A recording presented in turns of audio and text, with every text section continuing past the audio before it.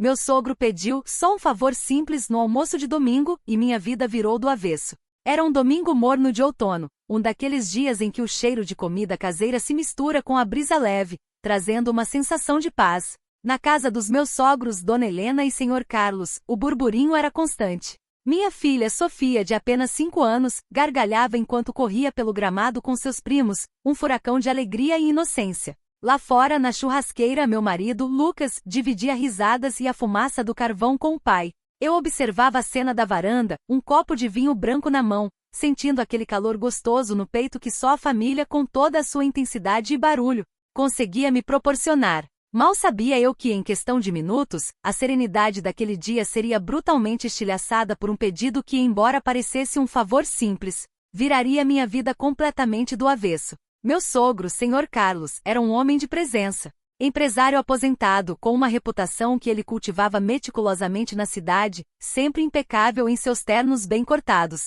Sua oratória polida e aquela aura inquestionável de quem sabe das coisas. Ele era o tipo de pessoa que, quando solicitava algo, você sentia uma necessidade quase visceral de atender, de agradar. E foi exatamente essa dinâmica que se desenrolou após a sobremesa, quando ele limpou a garganta com um ar de importância, seus olhos fixos em mim e em Lucas. Mariana, Lucas, meus queridos, começou ele, com um sorriso que se esforçava para parecer genuíno, mas que, de alguma forma, nunca alcançava a profundidade de seus olhos. Preciso de um favorzinho de vocês.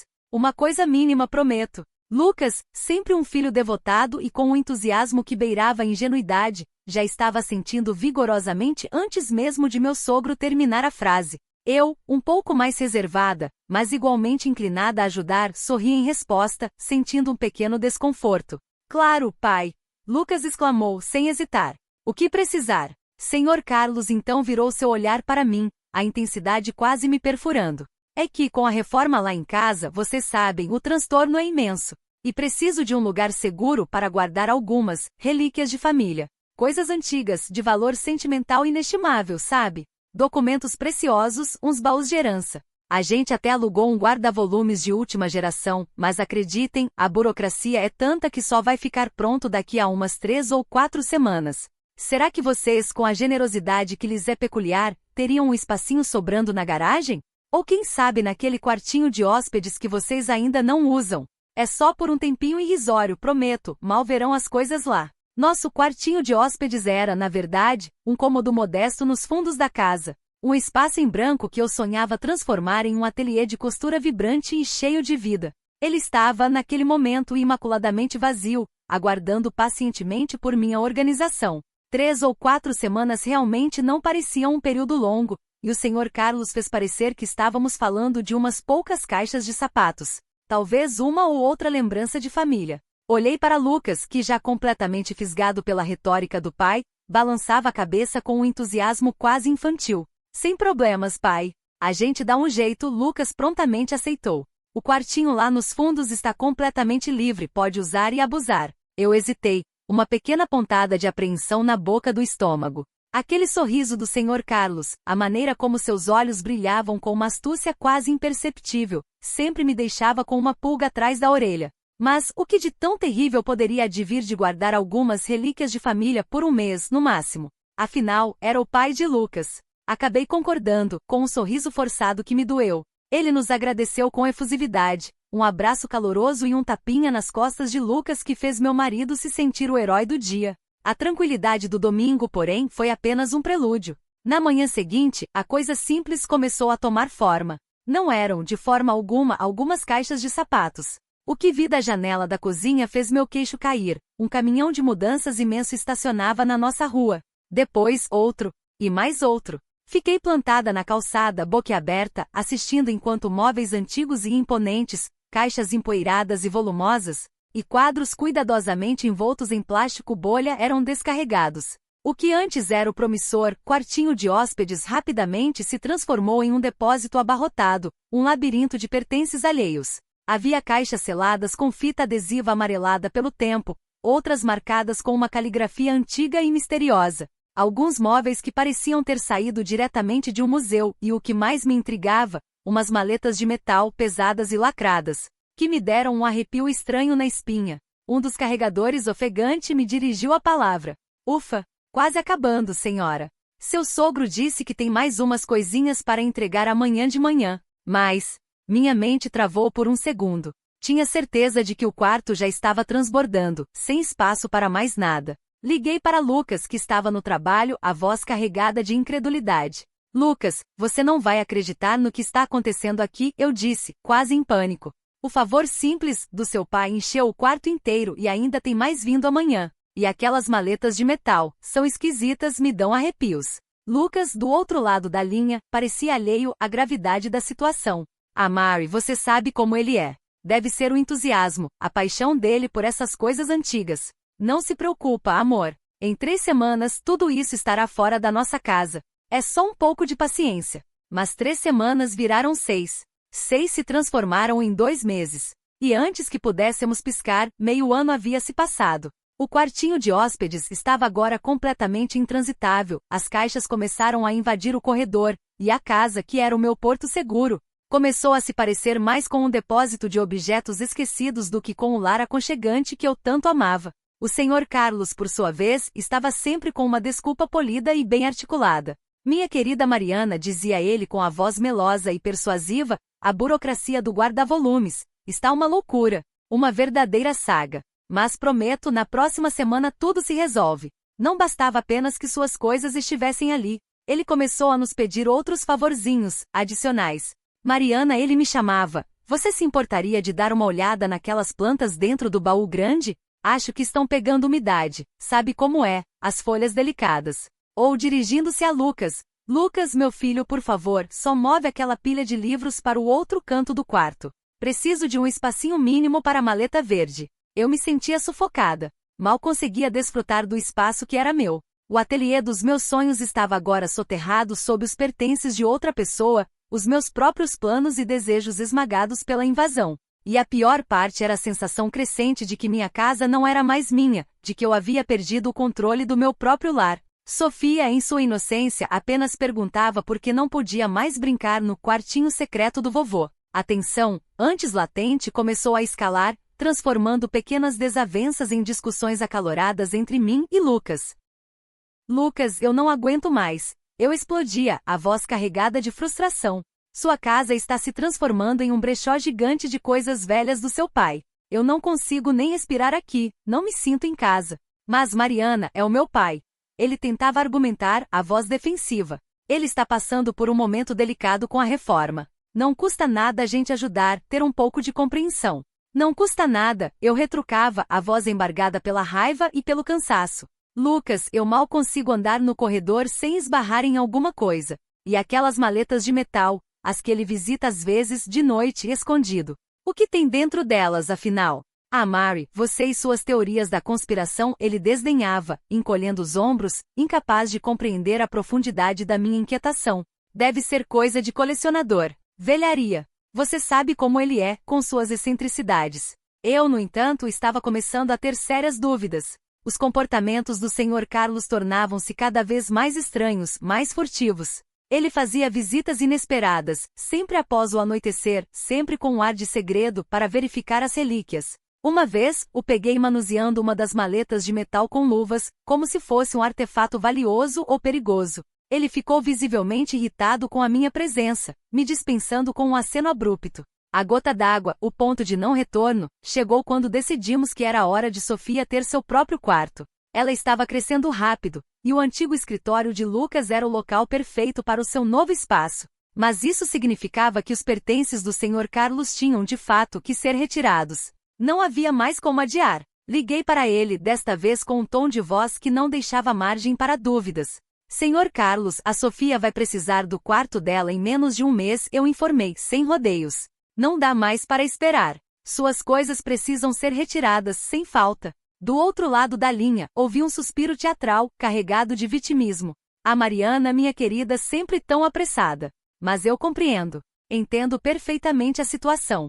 Vou ver o que posso fazer. Talvez Lucas possa me ajudar a organizar tudo, coitado, com a correria que é a vida dele. Ele, como sempre, tentava jogar a responsabilidade para outro. Mas eu não ia ceder. No dia seguinte, liguei para Lucas.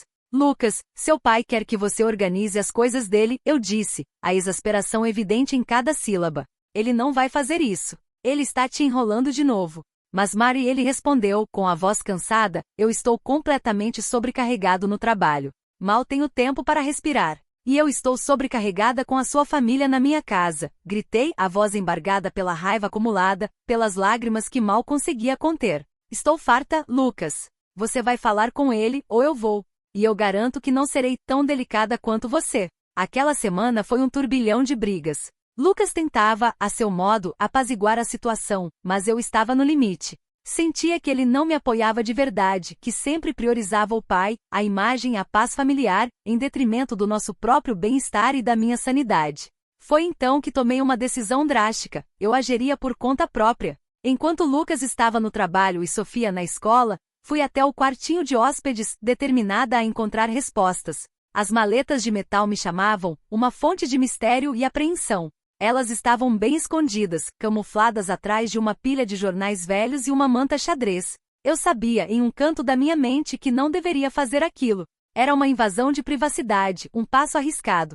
Mas a curiosidade, misturada à frustração e a uma necessidade urgente de entender o que estava acontecendo em minha própria casa, era mais forte do que qualquer senso de decoro. Peguei uma das maletas. Era pesada e, para minha surpresa, estava trancada. Com a ajuda de um grampo de cabelo e alguma persistência, depois de algumas tentativas, consegui destrancá-la. O que encontrei lá dentro me fez sentar no chão, as mãos tremendo incontrolavelmente, o coração batendo descompassado no peito. Não eram, de forma alguma, relíquias de família no sentido tradicional. Eram documentos.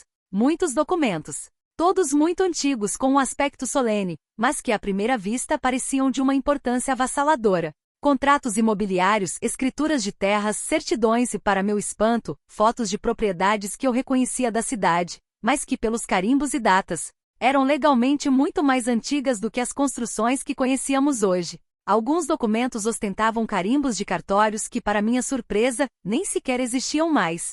Comecei a ler, meu coração martelando contra as costelas, o sangue gelando nas veias. Eram evidências de transações imobiliárias complexas e, em alguns casos, elas pareciam flagrantemente ilegais, ou, no mínimo, extremamente obscuras. Nomes de laranjas, datas falsificadas e assinaturas que, para o meu olhar leigo, pareciam nitidamente forjadas. E então, lá no fundo da maleta, encontrei um envelope pardo, grampeado a uma pilha de recibos antigos. Dentro, uma cópia de uma denúncia. Uma denúncia detalhada sobre evasão fiscal e lavagem de dinheiro, datada de 15 anos atrás, envolvendo nomes de pessoas influentes da cidade. E, para meu horror, o nome do Sr. Carlos estava lá, não como um inocente denunciante, mas como um dos principais investigados. De repente, as relíquias de família ganharam um novo, sombrio e aterrorizante significado. O Sr. Carlos não precisava de um guarda-volumes para guardar seus objetos. Ele precisava, na verdade, de um esconderijo seguro para seus crimes.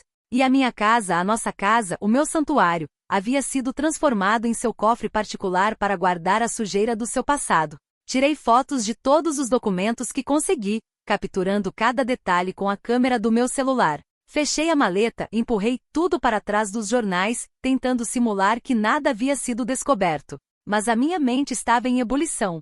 Eu estava chocada, sentindo um misto de enjoo e revolta e, acima de tudo, aterrorizada. Minha filha de apenas 5 anos, em sua inocência, brincava em uma casa que agora abrigava o segredo de um criminoso. Quando Lucas chegou em casa, percebeu imediatamente o meu estado. Meus lábios tremiam, meu rosto estava pálido. Mari, o que aconteceu? Você está branca como um fantasma. Ele perguntou, o tom de voz carregado de preocupação. Lucas, eu disse, a voz mal saindo, trêmula e frágil. Seu pai não está reformando nada. Ele está escondendo coisas. Coisas muito ilegais. Contei-lhe tudo, cada detalhe, mostrando as fotos que havia tirado dos documentos chocantes. Lucas, inicialmente em estado de choque, começou a negar, a resistir à verdade. Não, Mari. Você está enganada. Meu pai é um homem de bem, um empresário respeitável. São apenas negócios antigos, talvez um pouco complicados, mas nada disso. Negócios que envolvem lavagem de dinheiro e evasão fiscal. Eu retruquei, a voz ganhando força apesar do medo. Você acha que isso é ser de bem, Lucas? Nós estamos sendo cúmplices dele. A Sofia está sob o mesmo teto que provas de crimes hediondos. A força em minha voz e a gravidade das minhas palavras o fizeram silenciar. Ele olhou as fotos no meu telefone, o rosto passando do vermelho da negação para o branco do pavor. Percebi que o peso da verdade finalmente estava caindo sobre ele, esmagadoramente. Meu Deus, ele sussurrou, a voz quase inaudível, os olhos marejados de incredulidade. A discussão, intensa e dolorosa, durou a noite toda. Lucas, em seu primeiro impulso, queria confrontar o pai imediatamente, ir até a casa dele e exigir explicações. Mas eu o contive. Insisti que não podíamos fazer aquilo sozinhos, que a situação era grave demais para ser resolvida em um confronto emocional. Sugeri com a firmeza que o medo me proporcionava que procurássemos um advogado. Ele relutou, temendo a vergonha pública, o escândalo e o impacto devastador na imagem da família, mas a seriedade inquestionável da situação finalmente o convenceu. No dia seguinte, marcamos uma consulta com um advogado especializado em direito imobiliário e familiar. Ele nos recebeu em seu escritório austero, ouviu nossa história com atenção, analisou as fotos e a documentação que eu havia reunido. A cada nova revelação, a expressão em seu rosto tornava-se mais e mais grave. Senhora Mariana, Senhor Lucas, disse o advogado, a voz grave e profissional. Isso é extremamente sério. Seu pai está usando sua propriedade, sem o conhecimento de vocês, para ocultar evidências de crimes financeiros graves. Vocês estão, sem saber, em uma posição de vulnerabilidade extrema, correndo riscos legais consideráveis. Aconselho fortemente que ele retire todos os seus pertences imediatamente. E que vocês, para sua própria proteção, se resguardem legalmente. O advogado nos orientou a enviar uma notificação formal ao Sr. Carlos com um ultimato, um prazo de 48 horas para retirar todos os seus pertences. Caso ele se negasse ou tentasse qualquer manobra evasiva, nós acionaríamos as autoridades e denunciaríamos por uso indevido de propriedade e obstrução de justiça. E, o que era ainda mais crucial, ele nos aconselhou a levar a história a público, caso ele tentasse nos intimidar ou coagir. A vergonha para ele seria infinitamente maior do que para nós, uma mancha indelével em sua reputação meticulosamente construída. Lucas, agora com a gravidade da situação pesando em seus ombros, a face marcada pela angústia, decidiu que era a hora de confrontar o pai de frente, sem meias palavras. Ligamos para o Sr. Carlos e pedimos para ele vir à nossa casa naquela mesma noite para uma conversa urgente. A tensão era palpável, densa como a fumaça de um incêndio. Dona Helena, minha sogra, também veio visivelmente preocupada, seus olhos aflitos perscrutando os nossos em busca de alguma explicação. Sentamos todos na sala, onde algumas caixas ainda se espalhavam pelo chão, lembrando-nos da invasão silenciosa. Lucas, com a voz firme, mas com um tremor quase imperceptível, começou a falar. Pai, precisamos conversar sobre suas coisas. Elas precisam sair. Agora mesmo. Sr. Carlos, com o sorriso habitual que ele usava como uma armadura, tentou nos desarmar. Mas meu filho, o que houve? É por causa do quartinho da Sofia? Eu prometi que sairia em breve. É só uma questão de tempo. Não, Sr. Carlos, eu o interrompi, sem rodeios, minha voz soando mais forte do que imaginei que conseguiria. Não é por causa do quarto da Sofia. É por causa do que está nessas caixas. E principalmente nessas maletas. O sorriso dele desapareceu, evaporou de seu rosto. Seus olhos, antes brilhantes e astutos, endureceram, tornando-se frios e calculistas. Ele me olhou com uma mistura de choque, raiva e uma fúria quase primordial. O que você está insinuando, Mariana? Ele perguntou, a voz baixa carregada de uma ameaça velada. Estou insinuando que eu sei o que está aqui dentro, eu respondi, sem vacilar, minha própria voz agora firme e inabalável. Sei sobre os documentos, as transações obscuras e a denúncia de evasão fiscal que o senhor escondeu por anos. E sei que nossa casa, o lar de Lucas e da sua neta, está sendo usada como um esconderijo para os seus crimes. Tenho todas as provas, Sr. Carlos. Joguei as fotos dos documentos sobre a mesa de centro, os papéis espalhando-se como folhas em um furacão. Dona Helena soltou um pequeno grito abafado, cobrindo a boca com as mãos, os olhos arregalados de horror. O rosto do Sr. Carlos passou do vermelho escarlate da raiva para um cinza pálido e doentio. Você invadiu minha privacidade? Ele rosnou, a voz rouca tentando se agarrar à última esperança de defesa. Como ousa mexer nas minhas coisas? Minha esposa não invadiu nada, pai. Lucas explodiu, pela primeira vez verdadeiramente furioso, a lealdade ao pai quebrada pela dura realidade. Você invadiu a nossa casa, a nossa vida com suas mentiras e suas ilegalidades. Nós estamos em risco por sua causa. E se essas coisas não saírem daqui em 48 horas, vamos acionar a polícia e o nosso advogado. E dessa vez não haverá retorno. A palavra polícia fez o Sr. Carlos cambalear, como se tivesse levado um golpe.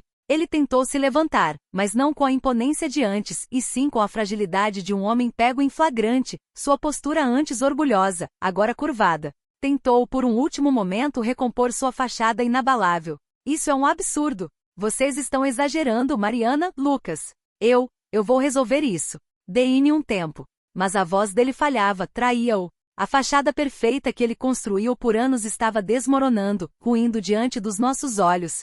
Dona Helena, em lágrimas silenciosas, apenas o olhava, seus olhos cheios de uma mistura de traição e profunda decepção. No dia seguinte, pontualmente pela manhã, um novo caminhão de mudanças apareceu em nossa casa. Mas desta vez não era para trazer mais tralhas e segredos. Era para levar. O Sr. Carlos não veio. Apenas um carregador silencioso, um estranho, que retirou caixa por caixa, maleta por maleta, até que o quartinho estivesse finalmente vazio novamente. Nunca soubemos exatamente o que aconteceu depois com o Sr. Carlos, mas a tão falada reforma da casa dele parou abruptamente, e ele passou a evitar eventos sociais, sua presença notavelmente ausente dos círculos que antes dominava. Os boatos na cidade começaram a circular, inicialmente sussurrados, depois mais abertos, sobre problemas de negócios e investigações fiscais que o envolviam. Aquele dia mudou tudo para sempre. Lucas e eu tivemos que reconstruir a confiança, pedaço por pedaço.